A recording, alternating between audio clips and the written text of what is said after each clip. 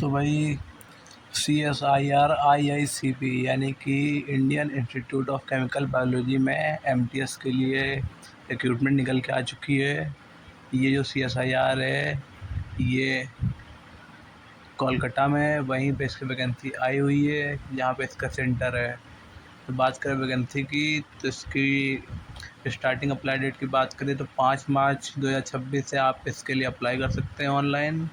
और जो इसकी लास्ट डेट होने वाली है वो है 4 अप्रैल 2026। ये डेट यहाँ पे मेंशन भी की गई है। ये है आपकी स्टार्टिंग डेट और ये है आपकी लास्ट डेट जो कि 4 अप्रैल होने वाली है। तो अगर आप इसके लिए अप्लाई करना चाहते हैं तो आपको 4 अप्रैल से पहले अप्लाई कर देना है।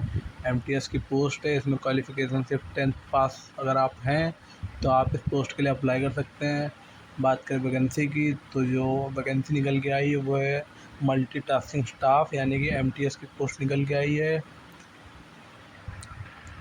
इसमें बहुत ज़्यादा वैकेंसी नहीं है, सिर्फ 8 वैकेंसी हैं। इसमें आपकी अनरिज़र्व की 5 है, SC की 1 है, OBC की 1 है और EWS की 1 है।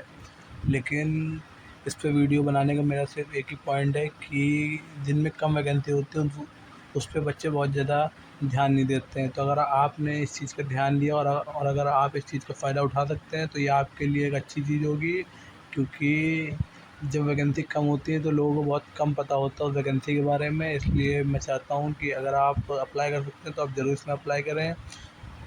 बात करें इसमें, अगर आप 10th पास हैं तो आप इसके लिए अप्लाई कर सकते हैं। ये इसकी यहाँ पे क्वालिफ़िकेशन दी गई है और इसमें डिज़ायरेबल जो क्वालिफ़िकेशन है वो है 12th पास। मतलब अगर आप हैं 12th पास तो ठीक है, अच्छी बात है। अगर आप नहीं, अगर आप सिर्फ 10th पास भी हैं तब भी आप इस पोस्ट के लिए अप्लाई कर सकते हैं। बात करें एज की, तो अगर आप 18 से 25 साल के बीच में हैं तो आप इसके लिए अप्लाई कर सकते हैं। मगर आप 18 साल के हैं तो आप इस पोस्ट के लिए अप्लाई कर सकते हैं। और जो इसके लिए मैक्सिमम एज मांगी गई वो 25 साल है और इसमें एज रिलैक्सेशन भी मिलेगा। यानी अगर आप SC ST से आते हैं तो 5 साल का एज रिलैक्सेशन मिलेगा और अगर आप OBC से हैं तो आपको 3 साल का एज रिलैक्सेशन मिलेगा। और बात करें सैलरी की, तो इसमें सैलरी भी दी गई है जैसा कि आप देख सकते हैं। इसमें जो आपकी स्टार्टिंग सैलरी होने वाली है वो है 18,000 और जो आपकी लास्ट सैलरी है वो है 56,900। ये जो 18,000 सैलरी है ये सिर्फ सैलरी, इसमें भी अलाउंस नहीं जुड़े हुए हैं। इसमें जब अलाउंस जुड़ जाते हैं तो यही 18,000 सैलरी आपको 27,000 प्लस या 20,000 प्लस होके आपको मिलती है। अब मैं बता दूं अगर आपको जॉब रिक्वायरमेंट्स के बारे में, कि इसमें अगर आप इस पोस्ट के लिए अप्लाई करते हैं तो आपको क्या क्या काम करना पड़ेगा। जैसा कि आप यहाँ पे देख सकते हैं, यहाँ पे मेंशन है to perform physical maintenance of record of section. मतलब आपको फाइल ले जाके इधर उधर सेक्शन में जो भी आपके सीनियर अथॉरिटी आपको बोलिंग करने के लिए वो आपको करना होगा।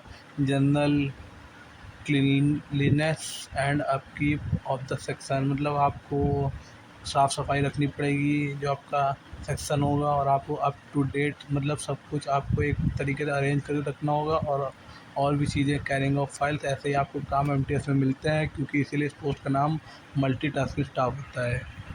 तो बात करें एग्ज़ाम की, तो जो आपका एग्ज़ाम होने वाला है वो आपका ऑब्जेक्टिव टाइप एग्ज़ाम होने वाला है।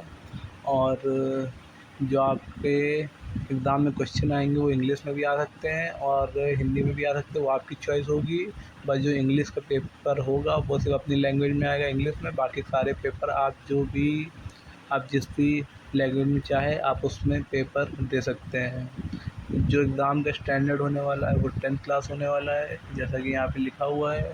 और जो टोटल नंबर ऑफ़ क्वेश्चन वो 150 हैं और जो आपको टोटल टाइम मिलेगा वो 2 घंटे का है। इसमें सिलेबस होने वाला है वो जनरल इंटेलिजेंस से 25 क्वेश्चन आएंगे और क्वांटिटेटिव एप्टीट्यूड से 25 क्वेश्चन, जनरल अवेयरनेस से 50, इंग्लिश लैंग्वेज।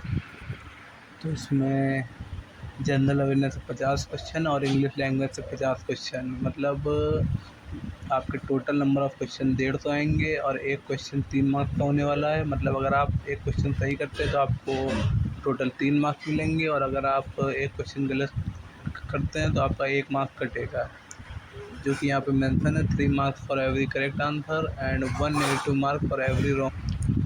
तो इसमें यहाँ पे मेंशन भी किया गया है कि जो फाइनल मेरिट बनेगी वो आपके रिटन एग्ज़ाम पे बनेगी। ये आपका एज रिलैक्सेशन का चार्ट दिया गया है। जैसे कि मैंने बताया कि अगर आप एससी से हैं तो आपको 5 साल की छूट मिलेगी, अगर आप ओबीसी से हैं तो 3 साल की। तो ऐसे करके सबकी जो एज रिलैक्सेशन के लिए छूट दी गई वो दी गई है। और बात करें मेन जो फ़ीस की, वो अगर आप एससी एसटी वुमेन कैटेगरी से हैं तो आपकी कोई फ़ीस नहीं पड़ने वाली है। और अगर आप जनरल या ओबीसी या फिर और किसी भी कैटेगरी से हैं तो आपकी फ़ीस 500 रहेगी। तो भाई जो भी ये फॉर्म भर सकता है ज़रूर भरे। एससी एसटी वालों के लिए तो फॉर्म फ्री है, तो लोग ज़रूर भरे। इसमें वैकेंसी ज़्यादा नहीं है पर लोगों की ध्यान में नहीं जाता है, तो इसलिए ये आपके लिए एक अच्छी अपॉर्चुनिटी हो सकती है जिसमें कंपटीशन काफ़ी कम रहता है। तो अगर आप चाहें तो इस फॉर्म को भरें। All the best.